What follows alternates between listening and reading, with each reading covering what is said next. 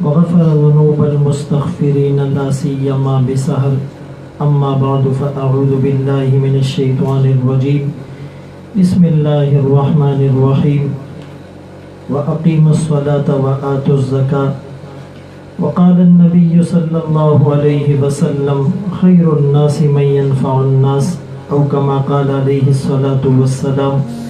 صدق الله مولانا العظيم وصدق رسوله النبي الأمي الهاشمي المدني الكريم، ونحن على ذلك لمن الشاهدين والشاكرين والحمد لله رب العالمين. اسلامی سال کا آغاز محرم الحرام کے بابرکت مہینے سے ہوتا ہے. اس مہینے کی یکم تاریخ کو خلیفہ ثانی مراد رسول جانشین پیغمبر حضرت عمر فاروق رضی اللہ تعالیٰ عنہ شہید ہوتے ہیں. ان پر حملہ 27 ذی الحجہ کو نماز کی حالت میں امامت کراتے ہوئے تلاوت کرتے ہوئے ہوتا ہے، لیکن جام شہادت جب نوش فرماتے ہیں تو وہ یکم محرم الحرام کا دن تھا. حضرت عمر رضی اللہ تعالیٰ عنہ اور خدمت خلق کے حوالے سے کچھ گزارشات کرنا چاہوں گا. جو آیت کریمہ میں نے تلاوت کی وَأَقِيمُوا الصَّلَاةَ وَآتُوا الزَّكَاةَ، قرآن کریم میں متعدد مقامات پر نماز قائم کرنے کے ساتھ ساتھ زکوٰۃ ادا کرنے کا حکم دیا گیا. مفسرین نے یہ نقطہ لکھا کہ نماز، اقامت صلاۃ اور ادائے زکوٰۃ کو ایک ساتھ بیان کرنے میں حکمت کیا ہے؟ تو انسان کی فلاح اور کامیابی کا مدار اس بات پر ہے کہ اس کا خالق سے تعلق بھی مضبوط ہو اور مخلوق سے تعلق بھی مضبوط ہو. خالق سے تعلق مضبوط ہوتا ہے نماز کے ذریعے سے، اور مخلوق سے تعلق بنتا ہے زکوٰۃ اور خدمت خلق کے ذریعے سے. اسی لیے حدیث مبارکہ میں آقا کریم کا فرمان ہے خیر الناس من ينفع الناس، تم میں سب سے بہتر وہ ہیں جو انسانوں کو نفع پہنچائے. یہاں الناس کہا، المسلم نہیں کہا، کہ ہر انسان جو روئے زمین پر بستا ہے اس کو نفع پہنچانے والا اللہ کی نظر میں اور اللہ کے رسول کی نظر میں سب سے بہتر شمار ہوتا ہے. یہ خدمت خلق کی اسلام میں اہمیت کیا ہے؟ کچھ واقعات گوش گزار کرنا چاہوں گا. عید کا دن ہے، آقا کریم عید کی نماز پڑھنے کے لیے عیدگاہ کی طرف جا رہے ہیں. راستے میں کچھ بچوں کو دیکھا کھیل کود میں مصروف ہیں. ایک بچہ دیوار کے ساتھ لگ کر کھڑا ہے، افسردگی اور اداسی اس کے چہرے پر چھائی ہوئی ہے. آقا کریم جو ثمال الیتامی عصمت للارامل کا مصداق تھے، اس کے قریب جا کر پوچھتے ہیں بیٹا تم کیوں اداس ہو، مسکراتے نہیں؟ وہ جواب دیتا ہے کہ میں یتیم ہوں، میرا باپ نہیں، میری ماں نہیں.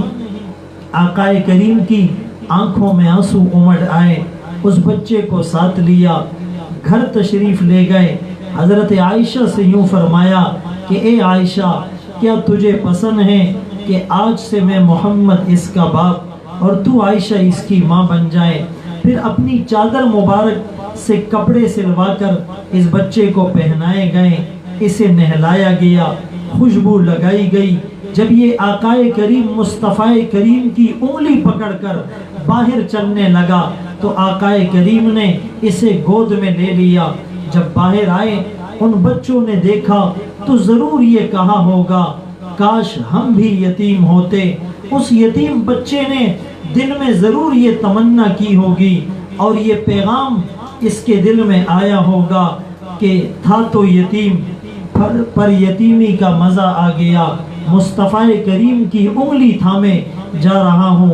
آقا اسے مسجد نبوی لے گئے اور خطبے کے دوران اسے گود میں بٹھایا اور اس کے سر مبارک پر اور اس کے سر کے اوپر اپنا دست شفقت پھیرا اور یوں ارشاد فرمایا کہ جو کسی یتیم کے سر پر دست شفقت پھیرے گا جتنے بال ہاتھ کے نیچے آئیں گے اتنی نیکیاں اسے ملے گی. انا وکافل الیتیم کہاتین، میں اور یتیم کی کفالت کرنے والا جنت میں یوں ہوں گے، اس کا مقام اتنا بلند ہوگا. ایک شخص مسلمان ہوتا ہے، اس سے کسی نے پوچھا کہ تمہارے اسلام لانے کی وجہ کیا بنی، تم اسلام سے کیوں متاثر ہوئے؟ اس نے کہا میں نے صرف نبوی دور کا ایک واقعہ پڑھا، اس واقعے کو پڑھ کر میں مسلمان ہو گیا ہوں. وہ واقعہ یہ تھا، آقا کریم کی مجلس لگی ہوئی ہے، صحابہ اکرام مثل پروانے ان کے ارد گرد جمع ہیں. ایک شخص آتا ہے اور یوں کہتا ہے اے آقا میرا بچہ گم ہو گیا ہے، میں بہت پریشان اور مضطرب ہوں، آپ دعا فرما دیجئے. قبل اس کے کہ مصطفیٰ کریم کے ہاتھ اٹھتے اور شرف قبولیت پا لیتے اور اس کا بچہ ملتا اور اس کی آنکھوں کو ٹھنڈک ملتی، ایک دوسرے شخص نے یوں کہہ دیا کہ اس کا بچہ فلاں باغ میں بچوں کے ساتھ کھیل رہا ہے. جب اس باپ نے یہ سنا کہ میرا بچھڑا ہوا بچہ فلاں باغ کے اندر کھیل رہا ہے، اس نے باغ کی طرف دوڑ لگا دی. آقا کریم نے اس کو بلایا کہ ادھر آؤ، بہت جلدی ہے تمہیں. وہ کہنے لگا آقا آپ تو ایک باپ کے جذبات جانتے ہیں کہ وہ اپنے بچے کے لیے کس طرح مچلتے ہیں. آقا کریم نے کہا جب تم باغ میں چلے جانا اپنے بیٹے کو بیٹا کہہ کر نہ پکارنا، اسے گود میں نہ لینا، اسے نام سے پکارنا. اس نے کہا آقا میرا بیٹا ہے، میرا لاڈلا ہے، میرا لخت جگر ہے اور میں اسے بیٹا کہہ کر کیوں نہ پکاروں؟ آقا کریم فرمانے لگے ہو سکتا ہے اس باغ میں کوئی یتیم بھی ہو، جب تم اپنے بیٹے کو لاڈ پیار دو گے تو اسے بھی یاد آ جائے گی. اسلام نے اور آقا کریم نے ہمیں یہ تعلیمات بتلائی ہیں. یہی وجہ ہے کہ حضرت عمر رضی اللہ تعالیٰ عنہ جس کے بارے میں آقا کریم کا فرمان ہے کہ میرے بعد نبی ہوتا عمر ہوتا، استبشر اہل السماء باسلام عمر، جس عمر کے اسلام لانے پر آسمان والوں نے خوشیاں منائی تھی، جس عمر کے دنیا سے چلے جانے پر آسمان بھی رویا تھا، اسلام بھی رویا تھا، جس عمر کا جنازہ اٹھنے پر 300 یتیم بچے گھروں سے نکل آئے تھے. ہائے ہمارا ابا جان فوت ہو گیا. عمر راستے سے گزرتا ہے، شیطان بھاگ جاتا ہے. کان رأیہ موافقا لوحی الکتاب، عمر کی زبان سے بات نکلتی ہے، رب قرآن بنا کر نازل کر دیتا ہے. وہ 22 لاکھ مربع میل پر اسلام کا پرچم لہرانے والا وہ فرش پر بیٹھتا ہے، چٹائی پر بیٹھتا ہے اور پتھر کو اور ہاتھ کو تکیہ بنا کر اس پر آرام کرتا ہے.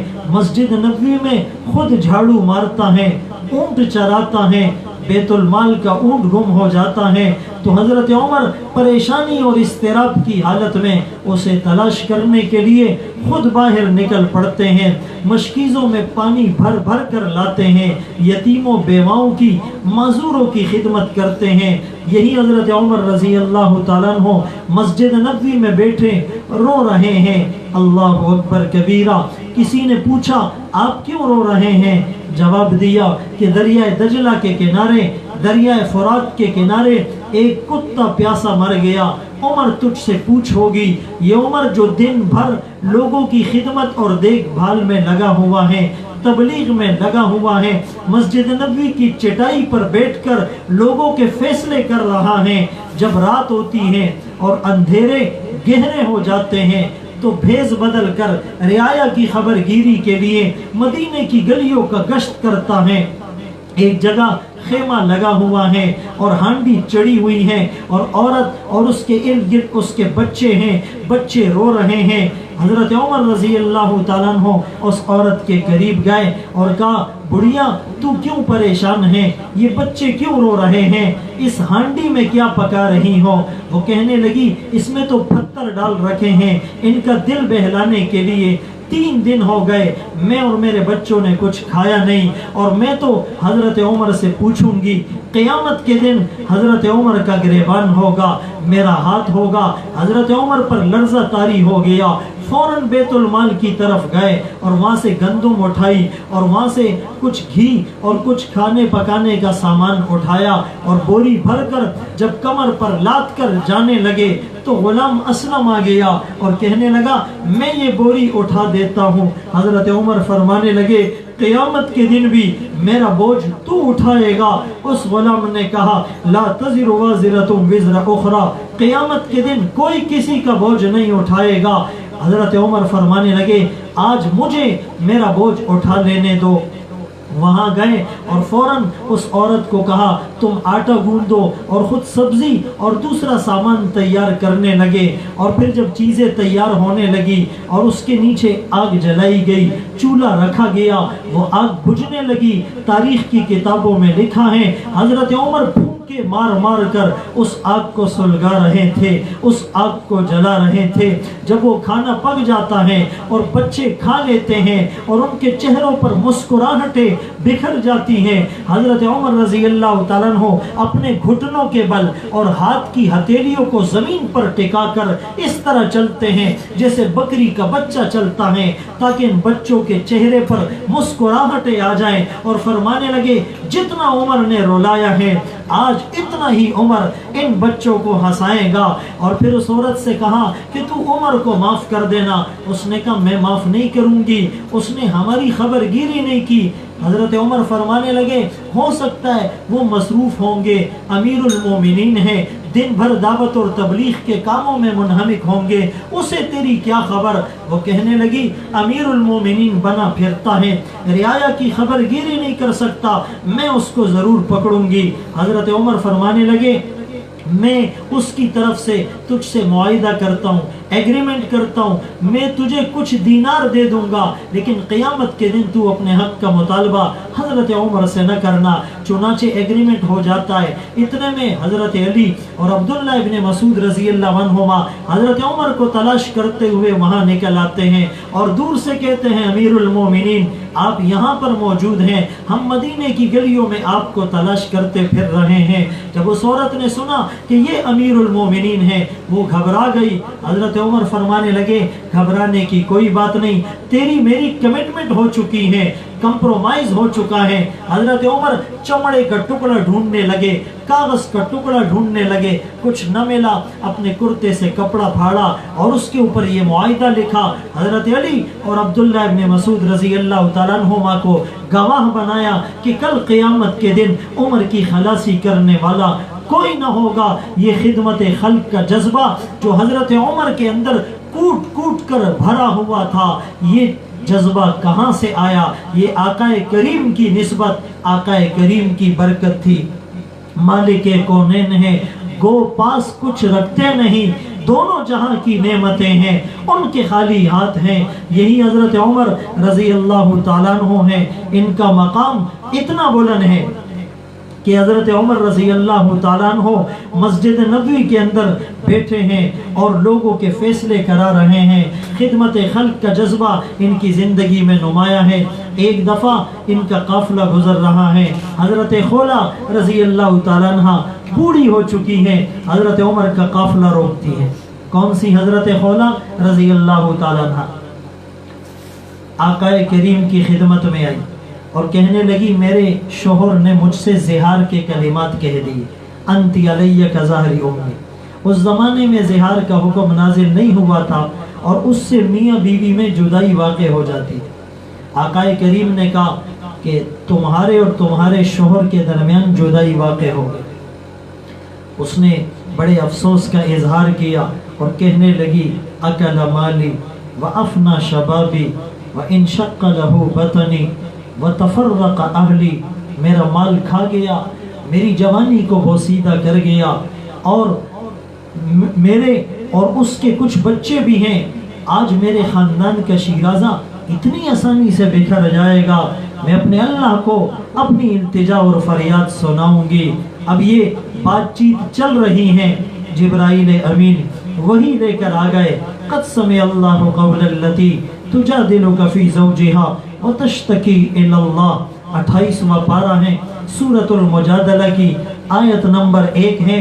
जिस औरत की बात अर्श के ऊपर, आसमानों के ऊपर रब ने सुनी है, इसलिए कि इसका सिफारती ताल्लुक अल्लाह से मजबूत था, इसका कनेक्शन अल्लाह की ज़ात से कायम था, इसके दिल की तार अल्लाह से जुड़ी हुई थी, इसलिए इनके हाथ उठते दुनिया का जोग्राफिया तब्दील हो जाया करता था, इनकी ज़बान से आह निकला करती थी, अर्श के सुतून हिल जाया करते थे। यही हजरत खौला पूरी हो चुकी हैं। हजरत उमर का ज़माना है, हजरत उमर का काफिला शान और शौकत के साथ गुजर रहा है। ये बूढ़ी हजरत खौला आकर रास्ता रोक कर खड़ी हो गई। हजरत उमर अपनी सवारी से नीचे उतरे, अदब के साथ आजिज़ी का पेकर बनकर करीब आते हैं, सर झुकाए खामोशी से उसकी बात सुनते हैं। काफ़ी देर गुजर गई, जब वो फारिग होकर चली गई, हजरत उमर वापस आए। किसी ने कह दिया, अमीरुल मोमिनीन, इस बूढ़ी औरत ने आपका रास्ता रोका, आप अदब के साथ चल कर गए, इतनी देर तक इसकी बात सुनी, आप फौरन निपटा कर वापस आ जाते। जवाब सुनिएगा हजरत उमर रजी अल्लाह तआला अन्हु का। हजरत उमर फरमाने लगे, इसकी बात मैं अदब से क्यों न सुनूं, जिसकी बात 7 आसमानों के ऊपर मेरे रब ने सुनी है। ये खिदमत खल्क का जज्बा आज हमारी जिंदगी से बिल्कुल मफकूद होता जा रहा है, खत्म होता जा रहा है। पूरी दुनिया के अंदर एक मल्टीपल सर्वे होता है कि सारी दुनिया में सबसे खुशहाल ममालिक कौन से हैं। सर्वे के बाद उनकी जो रिपोर्ट बनती है उसमें ये लिखा जाता है कि सबसे ज़्यादा पुरसुकून ममालिक वो हैं जो पसमानदा हैं। फिर दूसरा सर्वे होता है कि पसमानदा ममालिक में बावजूद ये कि वहाँ पर फैसिलिटीज़ नहीं है, वहाँ अमन और सुकून ज़्यादा क्यों है। तो जवाब ये मिलता है, उनका नतीजा ये अखज़ होता है कि एक तो वहाँ पैसे की रेल पेल कम है पसमानदा ममालिक में, और दूसरा वो अल्लाह को याद करने वाले हैं, और तीसरी बात ये है कि वो घुल मिल कर रहते हैं, उनमें खिदमत का जज्बा मौजूद है। यूरोप के अंदर एक दफ़ा एक डिटेल्ड मेडिकल एग्जामिनेशन होता है कि ये लोग जो गरीबों की खिदमत करते हैं, अपाह का सहारा बनते हैं, बेवाओं की कफालत करते हैं, अपना वक्त अपना पैसा खर्च करते हैं, कहीं ये लोग पागल तो नहीं। तो इनका डिटेल्ड मेडिकल एग्जामिनेशन होना चाहिए। चुनाचे जब उन्होंने अपना तजर्बा किया तो उन्हें जवाब मिला, साइंस ने इस बात को प्रूव किया कि जब इंसान इंसान के काम आता है तो इंसान के दिमाग में एक थिंकिंग सेल होता है, उससे प्रोटॉन्स निकलते हैं, हार्मोन्स निकलते हैं, और जब इंसान इंसान के काम आता है तो इसे एक रूहानी सुकून मिलता है। Every minute of every day your brain is physically reacting, is being proven and over proven। ये बात तहकीक से साबित हो गई है कि just thinking about something causes your brain to release neurotransmitters। इंसान इंसानियत की खिदमत करता है, इसके दिमाग से लहरें निकलती हैं, शुआएं निकलती हैं, और इसको इत्मीनान और सुकून नसीब होता है। बैठे जो तेरी याद में गोशा नशी होकर, तो अपना बोरिया भी तख्ते सुलेमा था। आज हमने खिदमत और खिदमत खल्क का जज्बा हमारी ज़िंदगी से निकल गया, हम इसे छोड़ चुके हैं, इसीलिए हमारी ज़िंदगी में डिप्रेशन है, टेंशन है, हम क्राइसिस का शिकार बन चुके हैं। किसी ने क्या खूब कहा, दोपहर को सुला देती हैं बच्चों को वो इस डर से, गली में फिर खिलौना बेचने वाला न आ जाए।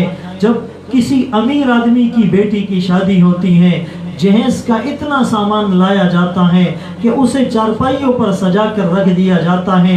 गांव देहात की औरतों को बुलाया जाता है कि आओ हमें दाद दो और हमें अप्रिशिएट करो, हमने अपनी बेटी के लिए कितना जहेज तैयार कर रखा है। लेकिन हम ये नहीं सोचते कि इस जहेज को देखने के लिए आने वाली बच्चियों में کوئی یتیم بچی بھی ہوگی جس کا بوڑھا باپ سفید بالوں کے ساتھ جب مزدوری کے اڈے پر جاتا ہے تو وہ اعلان کرتا ہے کہ مجھے 100 روپے مزدوری کم دے دو لیکن مجھے بھی مزدوری کے لیے لے جاؤ. لوگ اس کے بڑھاپے کو دیکھ کر اور اس کے لرزتے ہاتھوں کو دیکھ کر اور اس کی کپ کپاتی ٹانگوں کو دیکھ کر اسے مزدوری کے لیے نہیں لے جاتے. جب دوپہر ہو جاتی ہے اور دھوپ کی تمازت بڑھ جاتی ہے یہ مایوس ہو کر جب کھانے کا برتن اٹھا کر گھر کی طرف لوٹتا ہے تو اس کے قدم کتنے بوجھل ہوتے ہیں. اسے گھر کی دہلیز پل صراط نظر آتی ہے اس لیے کہ یہ وعدہ کر کے گھر سے آیا تھا کہ آج میں آٹا خرید کر لاؤں گا, گھی خرید کر لاؤں گا. وہ بیٹی جو برتن مانج مانج کر اور لوگوں کے کپڑے سی سی کر اپنے جہیز کے لیے پیسہ اور سامان جمع کر رہی ہے, جب اس کو پتہ چلتا ہے کہ میرا بوڑھا باپ آج خالی دامن اور خالی جیب پھر واپس لوٹ رہا ہے, اس کے دل کو جو کچوکے لگتے ہیں, اس کے دل پہ جو ضربیں ہوتی ہیں, اس کے دل پہ جو وار ہوتے ہیں, اس کا مداوع کن کے پاس ہے؟